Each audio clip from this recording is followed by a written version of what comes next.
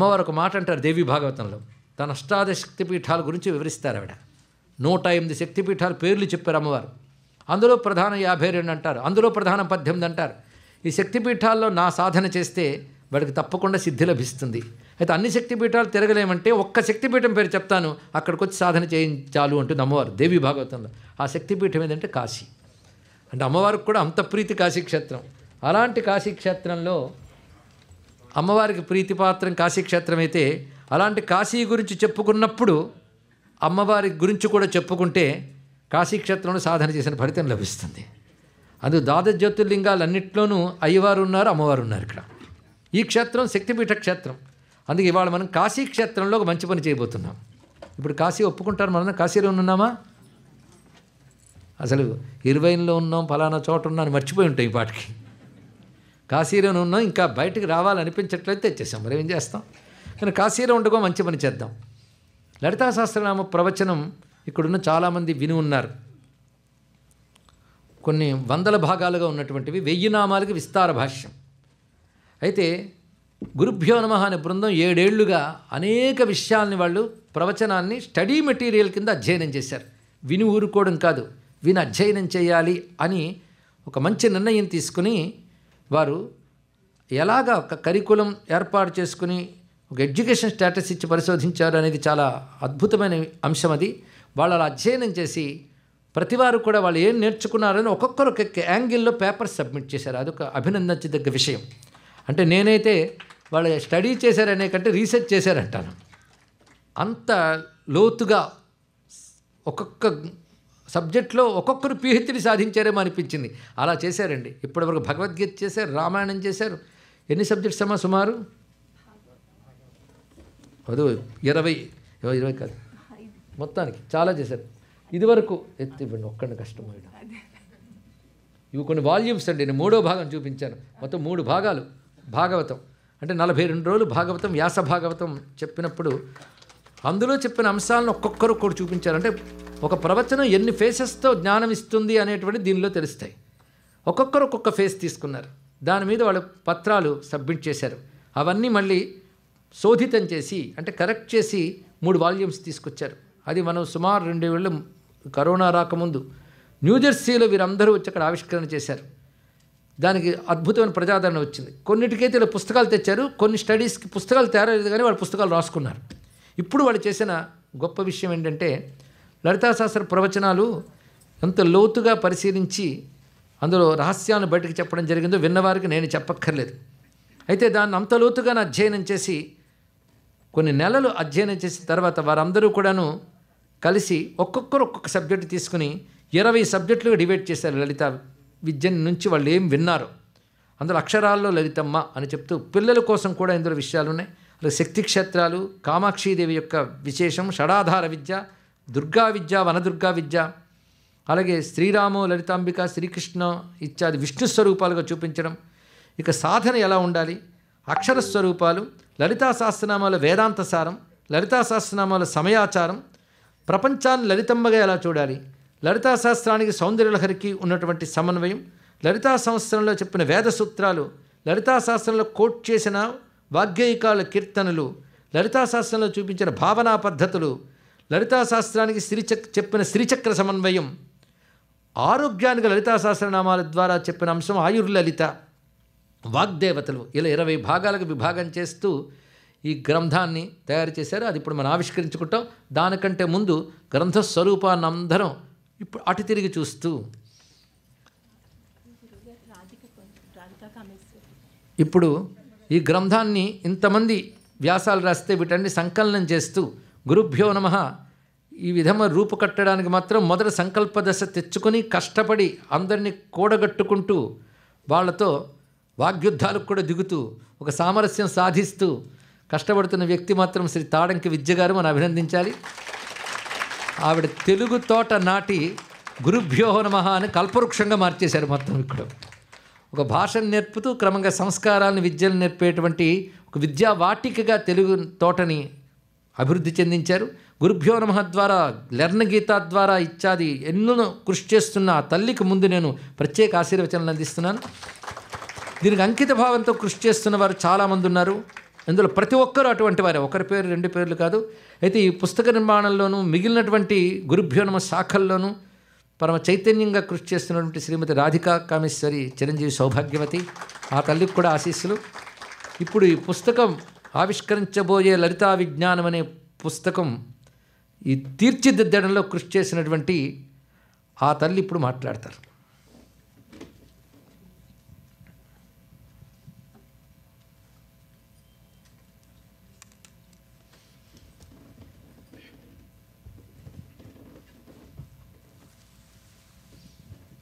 శ్రీ గురుభ్యో నమః, శ్రీమాత్రే నమః. గురుగారికి పాదాభివందనాలు. గురుగారి సమక్షంలో మాట్లాడగలగడం నా పూర్వజన్మ సుకృతంగా భావిస్తున్నాను. శివే శృంగారాత్ర తదితర జనే కుత్సన పరా సరోష గంగాయాం గిరిసచరితే విస్మయవతి హరాహిభ్యో భీతా సరసిరుహ సౌభాగ్య జైని సఖేషు స్మేరాతే మయి జనని దృష్టి సకరుణ. సౌందర్యలలో శంకర భగవత్పాదులు చెప్పినట్టుగా మా వైపు కరుణతో దృష్టి సారించు తల్లి అని చెప్పినట్టుగా మా మీద కామాక్షిపర దేవత ఆ కరుణా దృష్టి సారించిందనే చెప్పాలి. ఎందుకంటే 2.5 సంవత్సరాల కిందట మా గురుభ్యో నమః బృందానికి శ్రీ లలితా సహస్రనామ భాష్యాన్ని సిలబస్గా ఇచ్చి కాశీ మహాక్షేత్రం నుంచి మాట్లాడుతూ బాగా అధ్యయనం చేసి ఒక పుస్తకంగా తీసుకురావాలని గురువుగారు అన్నారు. కేవలం ఆ ఆశీర్వాద బలంతోనే ఒక 25 మంది కలిసి వైవిధ్యమైన 20 అంశాలుగా ఈ పుస్తక రూపంలో తీసుకురాగలిగాము. భాగవతుల వాగామృతము పానము చేసిన చాలు బాగుమీరనట్టి అమృత పానమేటికే మనసా అని శ్రీరామదాసు గారు అన్నట్టుగా గురువుగారి ప్రవచన అమృత ఝరిలో నుంచి మాకు అందిన మేరకు ఈ పుస్తకాన్ని తీసుకొచ్చాం. ఇందులో అత్యద్భుతంగా అనిపించినవన్నీ కూడా గురువుగారి ప్రవచనంలోనివే. ఏవైనా తప్పులు దొర్లితే మాత్రం అది మా అవగాహన రాహిత్యం వల్ల వచ్చినది, అది మీరు అందరూ గ్రహించాలి. ఇక ప్రవచనం వింటూ రాయటానికి తీసుకున్నప్పుడు ప్రవచనం వింటూ రాయడం మర్చిపోయి ఆ ప్రవచనాన్ని వింటూ ఉండిపోయి కొంచెం దూరం వెళ్ళిపోయాక అయ్యో మళ్ళీ మనం రాసుకోవాలి కదా అని రివైండ్ చేసి వినడం అనేది మా అందరికీ కూడా జరిగినటువంటి అనుభవమే. అంత అద్భుతంగా ఉండింది అది. ఇక పుస్తకాన్ని రూపొందించే క్రమంలో ఇదేదో సినిమాల్లో చూపించినట్టుగానే అమ్మవారి పటం ముందర ఎక్కడ కూర్చుని ఆవిడతోటి 1-on-1 డిస్కషన్లో మాట్లాడడం కూడా చాలా జరిగింది మా అందరికీ కూడా. అండ్ ఆవిడ దారి కూడా ఆ విధంగానే చూపించింది. ఎన్నో విధాల అనుభవాలు అందరికీ ఉన్నాయి. దాంట్లో నాకు జరిగినటువంటి ఒకానొక అనుభవాన్ని చెప్తాను. ప్రింటర్స్కి ఇచ్చినప్పుడు హెడర్ కూడా మీరే డిజైన్ చేయండి అని చెప్పినప్పుడు అంతకు ముందుగా ఏం జరిగిందంటే వారు మీరు కాదు మీరే చేయండి అన్నారు. అప్పుడు అంతకుముందు ఏమైందంటే కొబ్బరి బొండం ఇక్కడ దొరుకుతుంది కదా అంతా తీసేసి వైట్ కలర్ది, అది తెచ్చుకుని నేను ఫ్రిడ్జ్లో పెట్టాను. అండ్ నెక్స్ట్ ఆ రోజు రాత్రి తెచ్చుకుని మర్నాడు ఉదయం దాన్ని తీసి చూసేటప్పటికి మనకి బెంగాల్లో అమ్మవారి 3 కళ్ళు వస్తాయి కదా, ఎగ్జాక్ట్లీ పైన అలా విచ్చుకుని ఉంది దాని మీద. అంటే కోలగా కూడా ఉన్నాయి, ఏదో ఇష్టం వచ్చినట్టుగా కాదు, కరెక్ట్గా అదే షేప్లో విచ్చుకుని ఉందన్నమాట. సరే తాగుదామని తీసి నాకు చూసి నాకు ఆశ్చర్యం వేసింది, ఇలా ఏంటి కరెక్ట్గా ఇదే షేప్లో ఏంటని. దానికి కాటుక బొట్టు అన్నీ పెట్టుకుని నేను విద్యాకకి పంపించాను కూడా ఆ పిక్చర్. సో హెడ్డర్లో అలాగ అమ్మవారి అదే పెట్టి 3 కళ్ళు ఉన్నదే పెట్టుకోవడం జరిగింది ప్రింటెడ్ బుక్లో హెడ్డర్లో అనమాట. ఇక ఇలాంటి ఎందరికో ఎన్నో ఎక్స్పీరియన్సెస్ ఉన్నాయి. రాసిన అందరికీ, ఎడిటింగ్ టీమ్కి, టెంప్లెట్ క్రియేషన్, అలాగే అద్భుతమైన అమ్మ అయ్య ధాతుదేవతల చిత్రీకరణ, ఇలా అందరూ కలిసి వారికి తోచిన విధంగా మేము శ్రీ గురుభ్యో నమః బృందం నుంచి తీసుకొచ్చినటువంటి ఈ పుస్తకము. ఇది మాకు ఇలా చేయగలిగే అవకాశం రావడం మా పూర్వజన్మ అదృష్టంగానే భావిస్తున్నాము. అండ్ ఇలాంటి ఎన్నో సర్రియల్ కార్యక్రమాలు మాతోటి చేయిస్తున్న విద్యా గారికి మాత్రం ధన్యవాదాలు. సర్వం శ్రీ గురుచరణారవిందార్పణమస్తు. ముఖ్యంగా ఇందులో కవర్ పేజీ మాత్రమే కాకుండా లోపల ఎన్నో అద్భుతమైన అమ్మవారి చిత్రాలు అవన్నీ ఇక్కడ డిస్ప్లే చేశారు, ఇటు అటు కూడా. ఇవన్నీ వేసినటువంటి వారు శ్రీమతి ఉషా గారు వచ్చారు, వారికి ప్రత్యేకంగా అభినందించాలండి. ఒక చిత్రాన్ని గీయడం అంటే సామాన్యమైన విషయం కదా, ఎంత భావన ఉండాలో. అంటే విషయాన్ని చదవడం, చిత్రం అంటే వ్యాస రూపాల్లో అందించడమే కాకుండా చిత్ర రూపంలో లలితా విద్యను అర్థం చేసుకుని అందించారు వారికి ప్రత్యేకమైన ఆశీస్సులు. ఇప్పుడు అది ఆవిష్కరణ,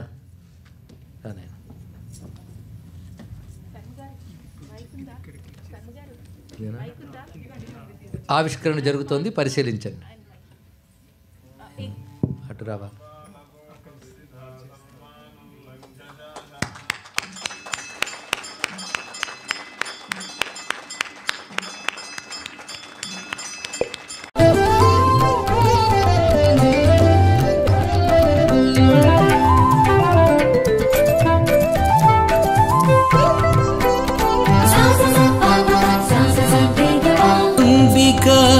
విహరతు హృదయాంబరే లలితాంబికా విహరతు హృదయాంబరే.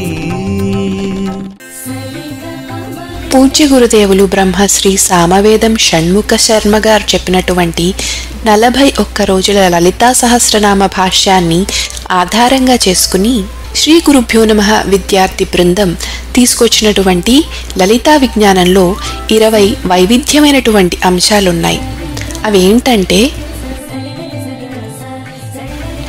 లలితమ్మను అక్షరాలలో పిల్లలకు అర్థమయ్యే విధంగా చెప్పినటువంటి అక్షరాలలో లలితమ్మ పిల్లల కోసం, అమ్మవారి క్షేత్రాల సమాచారంతో శక్తి క్షేత్రాలు, సహస్రనామాలలో అమ్మవారి కనులు, పువ్వుల నామాలను అందిస్తూ కామాక్షి కటాక్ష సౌగంధము, ధాతుదేవతల గురించిన షడాధార విద్య, దుర్గా వనదుర్గా చండీ మంత్ర విశేషాలను గుర్చిన దుర్గా విద్య వనదుర్గా విద్య, మరియు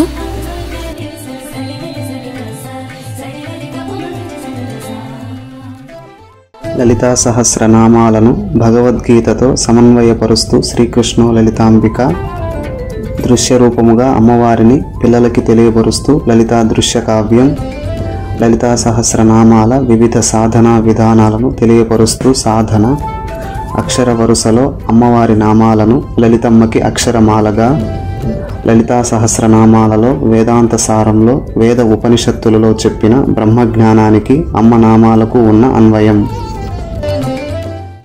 శివశక్తి అభేదము, అర్ధనారీశ్వర తత్వము తెలియచేసే విధంగా అమ్మ అయ్యల నామాలను అందిస్తూ సమయాచారం, ప్రపంచంలో సంఖ్యారూపంలో కాలరూపంలో ఉన్న లలితమ్మని చూపిస్తూ లలితమ్మే ప్రపంచం, సహస్రనామాలను సౌందర్యలహరితో సమన్వయపరుస్తూ లలితా సౌందర్యలహరి సమన్వయము, పూజ్య గురువు గారు ఉటంకించిన భక్తి జ్ఞాన వివేక వైరాగ్య సాధనా మార్గములను సామవేదీయ సూత్రములుగా, నాదోపాసనతో అమ్మవారి నామాలను అనుసంధానం చేసే భక్తుల కీర్తనలు, భావనా కుసుమాలను కలబోసిన భావనా గమ్య లలితా సహస్రనామాల్లోని ముఖ్యాంశాలని సింజానమణి మంజీరాలుగా శ్రీచక్రానికి లలితా సహస్రనామాలకి గల సమన్వయం తెలియజేస్తూ లలితా శ్రీచక్ర సమన్వయము, ఆయుర్వేద శాస్త్రాలు సంహితల్లో ఉన్న ఆది వ్యాధుల్ని పోగొట్టే అమ్మనామాలను ఒకచోట చేర్చిన ఆయుర్లలితగా, లలితా సహస్రనామాల్లో వాగ్దేవతల గురించి వివరణతో వాగ్దేవతలు అనే వైవిధ్యమైన అంశాలుగా అందించాము.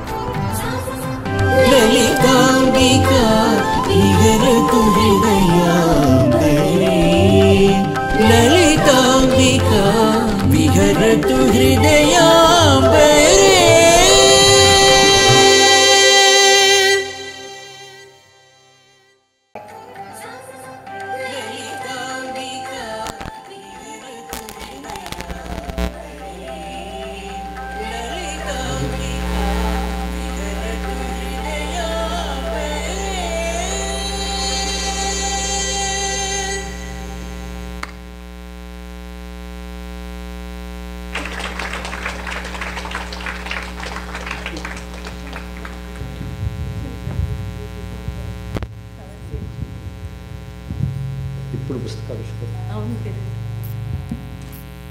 శ్రీమాతా శ్రీ మహారాజ్ఞి శ్రీమత్ సింహాసనేశ్వరి చిదగ్నికుండ సంభూత దేవకార్య సముజ్జత ఉజ్జద్భాను సహస్రాభా చతుర్బాహు సమన్విత రాగస్వరూప పాశాఢ్యా క్రోధాకారాంకుశోజ్వల మనోరూపేక్షుబోధండ పంచధర్మాత్రసాయక నిజారుణ ప్రభాపూర మజ్జద్బ్రహ్మాండ మండల చంపకాశోక పున్నాగ సౌగంధికల సత్కచ కురువిందమనిశ్రేణి కనత్కోటీరమండిత అష్టమీ చంద్ర విభ్రాజ దళితస్థల శోభిత ముఖచంద్రకలంకాప మృగనాభివిశేషక వదనస్మర మాంగళ్య గృహతోరణ చిల్లికా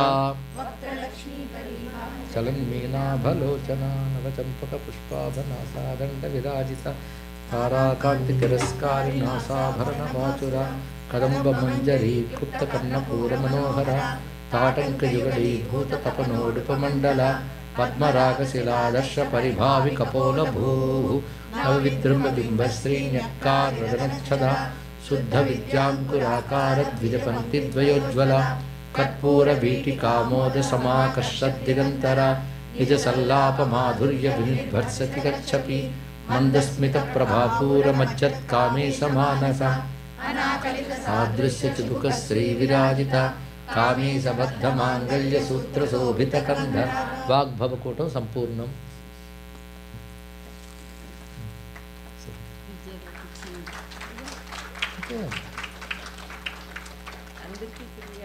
ఈ మాత్రం కరతాళధ్వని సరిపో వీడు చేసిన పనికి.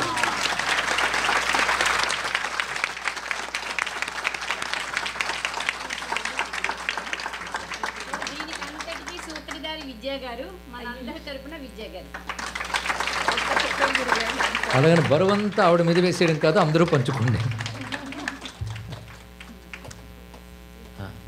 ముఖ్యమైన అంశం మీ గురుభ్యో నమః పై ఈ కార్యక్రమం వల్ల కాస్త ఆసక్తి ఎవరికైనా కలిగినా వీళ్ళు కష్టించిన పనికి ఫలితం లభించినట్లే. ఏమిటి గురుభ్యో నమః, ఏమి చేస్తుంది, ఇవన్నీ కూడా మీరు guruJnanam.org ద్వారా తెలుసుకోవచ్చు.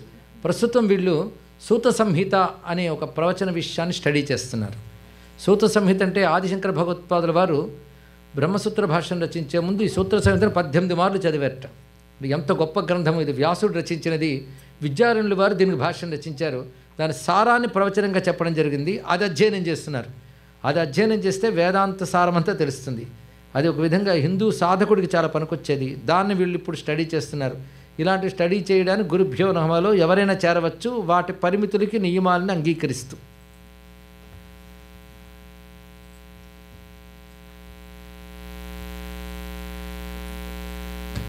సుధాకర్ గారు అందరూ